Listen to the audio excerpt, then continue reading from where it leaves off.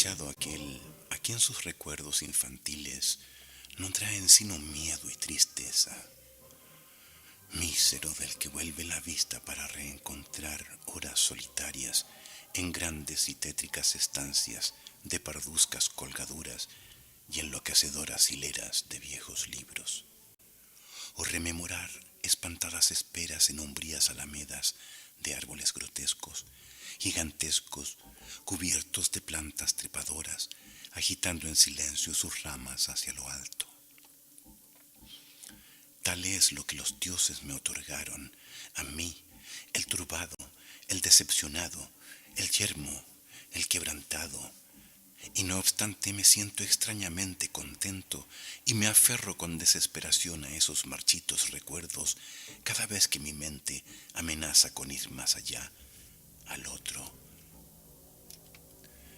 Nada sé de mi nacimiento, excepto que el castillo era infinitamente viejo y horrible, lleno de pasadizos oscuros y con elevados cielos rasos, donde el ojo no encontraba sino telarañas y sombras.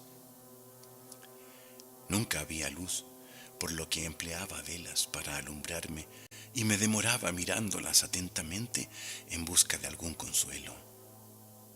No había sol afuera, ya que aquellos terribles árboles crecían más alto que en la parte superior de la torre accesible.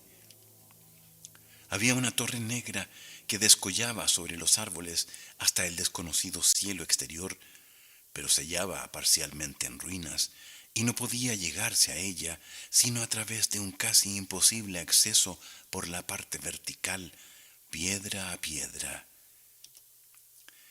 Debo haber vivido años en ese lugar, pero no soy capaz de precisar cuánto.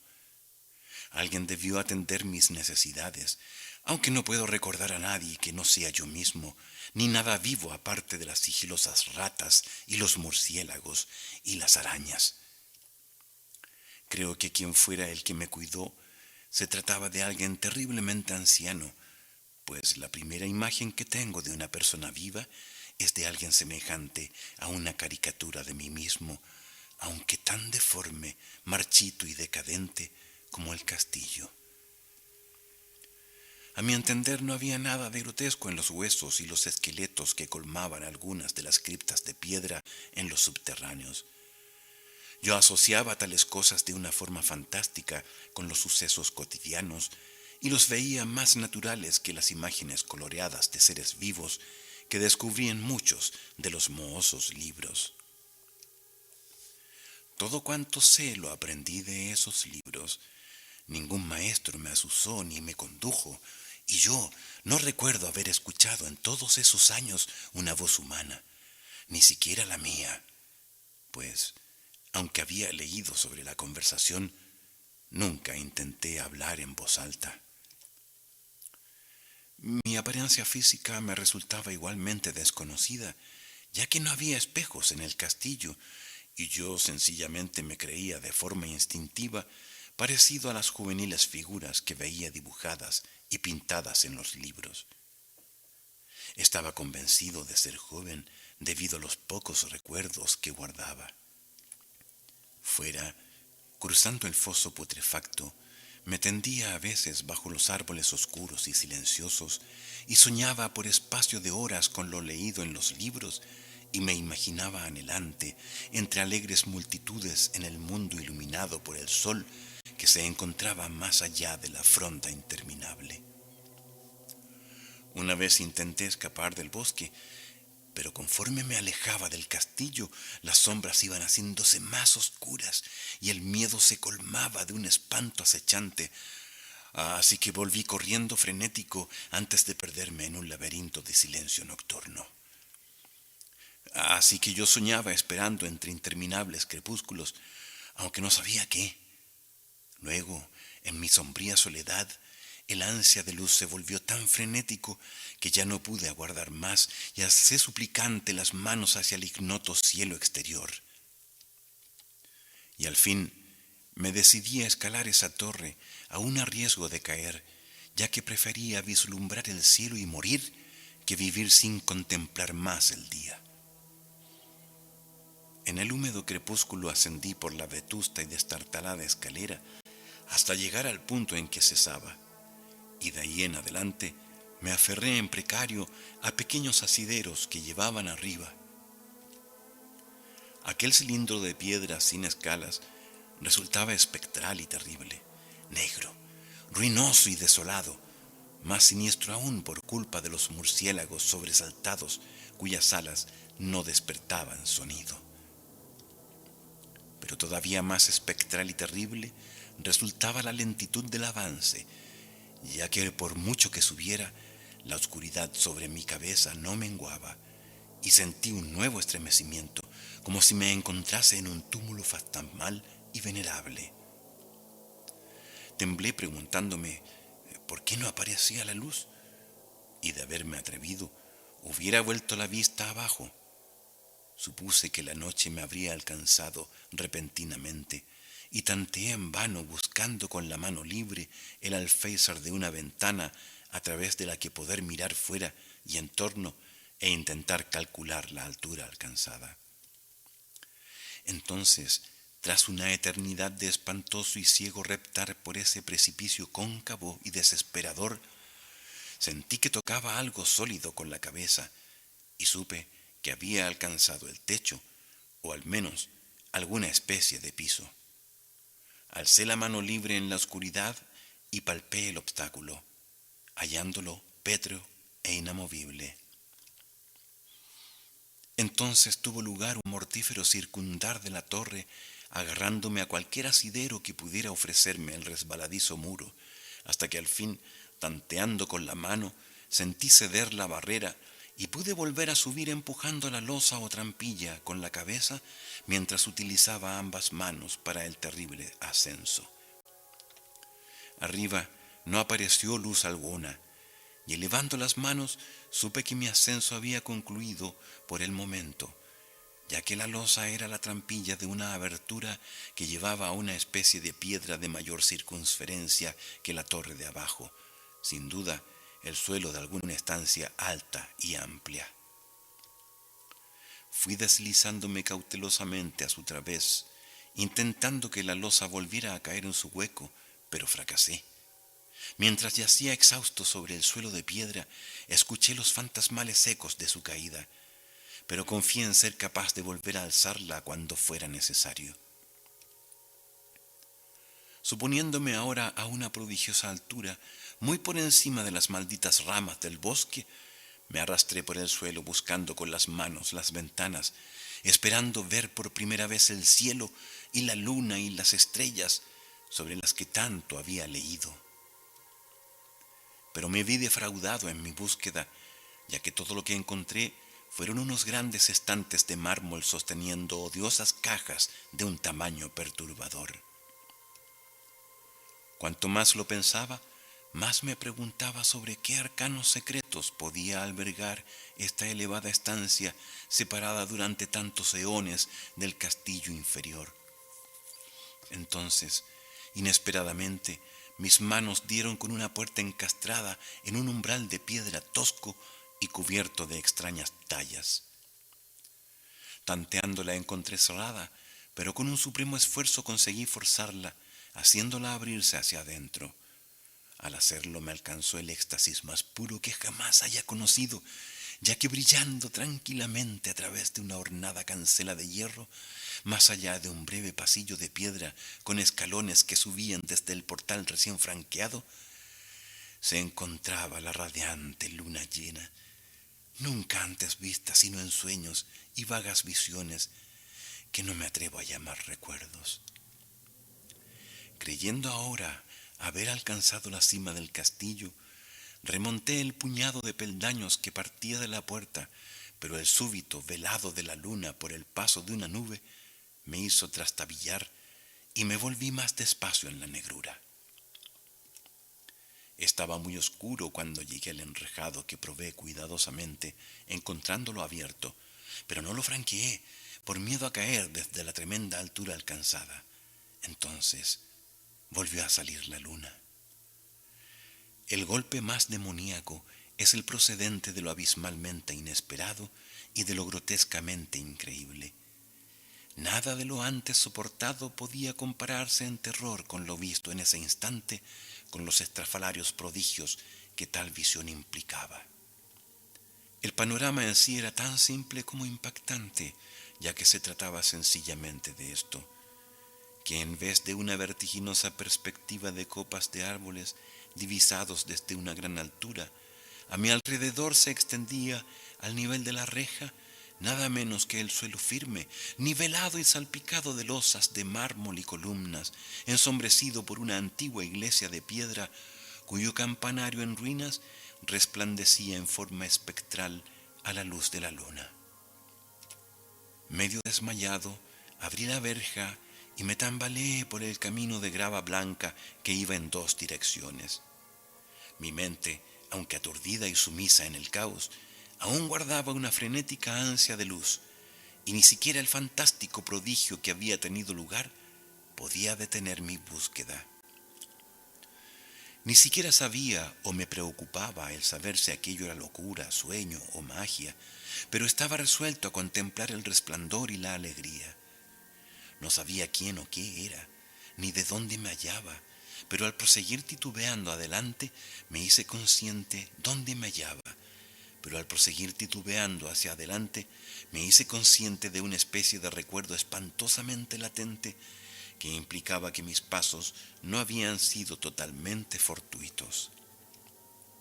Salí de aquella zona de lápidas y columnas a través de un arco y fui deambulando campo traviesa, siguiendo a veces el camino, otras abandonándolo para cruzar curioso por praderas donde ruinas ocasionales hablaban de otro camino ya olvidado.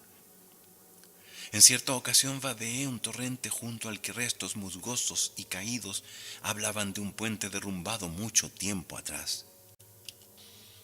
Debieron pasar unas 2 horas antes de que llegara a lo que parecía ser mi meta, un venerable castillo cubierto de hiedra en mitad de un parque frondosamente arbolado, inquietantemente familiar y a un tiempo ajeno en una forma que me dejaba perplejo.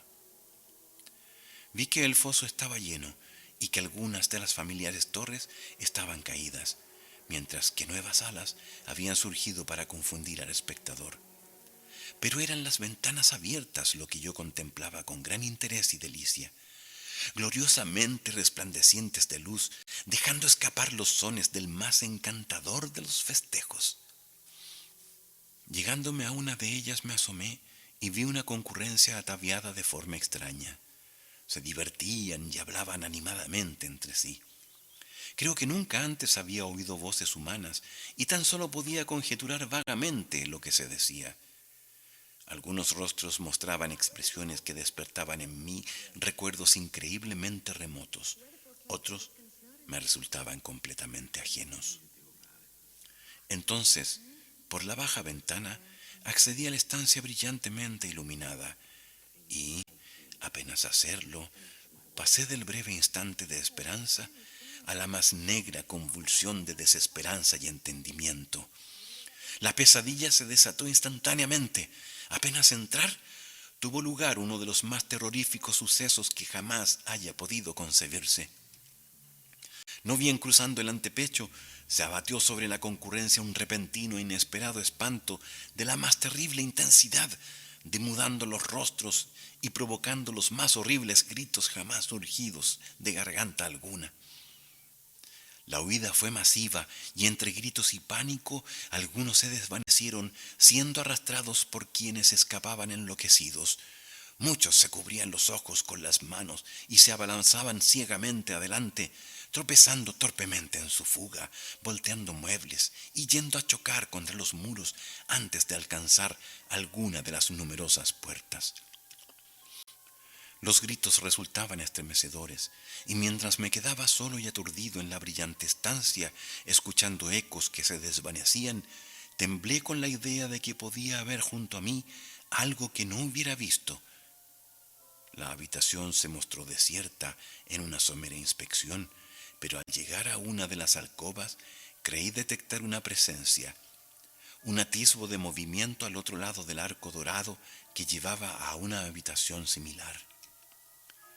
Al aproximarme al arco, comencé a distinguir con más claridad la presencia, y entonces, con el primer y último sonido que haya pronunciado, un alarido espectral que me sacudió casi tanto como la repugnancia despertada por el ser nocivo que lo causaba, contemplé con espantoso detalle la monstruosidad inconcebible, indescriptible, inmencionable, que con su mera presencia había convertido una alegre concurrencia en un hato de enloquecidos fugitivos. Ni siquiera me atrevo a insinuar su aspecto, ya que resultaba el compendio de todo lo sucio, estrafalario, nefasto, anormal y detestable. Era la necrótica sombra de decadencia, decrepitud y desolación, el fantasma pútrido y goteante de insalubre revelación. Sabe Dios que eso no pertenecía a este mundo, al menos ya no, aunque, para mi espanto, descubrí en sus rasgos consumidos y sepulcrales una horrenda y obsesionante parodia de ser humano, y en su mohosa y degenerada apariencia alguna indecible cualidad que me estremecía aún más. Me encontraba casi paralizado, aunque no tanto como para no hacer un débil intento de escapar, un traspié atrás que no llegó a romper el hechizo en que el indescriptible, el innombrable monstruo me tenía preso. Mis ojos, embrujados por las vidriosas esferas que acechaban espantosamente en su interior, rehusaban cerrarse, aun cuando se hallaban piadosamente velados, y tras una primera impresión mostraban a aquel ser terrible solo de forma turbia. Traté de interponer la mano para ocultar la imagen, pero tan aturdidos estaban mis nervios que el brazo rehusó obedecer mi voluntad. El intento, empero, fue suficiente como para desequilibrarme, haciéndome titubear unos pasos para no caer. Al hacerlo, me percaté repentina y agónicamente de la proximidad de aquel ser inmundo, cuyo sordo y odioso resollar creí oír. Casi enloquecido fui entonces capaz de tender una mano para protegerme de la fétida aparición que tan cerca estaba, y en un cataclísmico segundo de cósmica pesadilla e infernal accidente, mis dedos rozaron la putrefacta zarpa que el monstruo había tendido bajo el arco dorado. No chillé, pero todos los espíritus demoníacos que cabalgan en el viento de la noche gritaron por mí en el preciso instante en que brotó en mi interior un sencillo y fugaz recuerdo capaz de aniquilar el alma. En ese segundo recordé cuánto fui. Recordé antes del espantoso castillo y los árboles, y reconocí el alterado edificio en el cual me hallaba, y más terrible que todo lo demás, reconocí a la infeliz abominación que me miraba mientras yo apartaba mis dedos mancillados de los suyos. Pero en el cosmos hay tanto bálsamo como amargura, y ese bálsamo es el nepente. En el supremo horror de ese segundo, olvidé cuánto me espantaba, y el estallido de negra memoria se desvaneció en un caos de imágenes retumbantes. Como en sueños, huí de ese sitio fantasmal y maldito, corriendo rápida y silenciosamente a la luz de la luna. Cuando regresé al camposanto de mármol y descendí los peldaños, encontré inamovible la trampilla de piedra, pero no me pesó porque odiaba el antiguo castillo y los árboles. Ahora frecuento los burlones y amigables demonios del viento nocturno y juego durante el día entre las catacumbas de Nefreca, en el prohibido e ignoto valle de Hadot, en el Nilo. Sé que la luz no es para mí, excepto la luz de la luna sobre las pétreas tumbas de Neb, ni tampoco otras alegrías que las de los indescriptibles festejos de Nitocris bajo la gran pirámide, aunque en medio de mi nuevo salvajismo y libertad, casi daría la bienvenida a la amargura de la soledad. Pero, aunque el nepente me haya calmado, tengo siempre presente que soy un intruso, forastero en este siglo y entre quienes aún son los hombres. Es algo que sé desde que extendí mis dedos hacia la abominación que aguardaba en el interior del gran marco dorado. mis dedos y toqué la fría y tersa superficie de cristal pulido.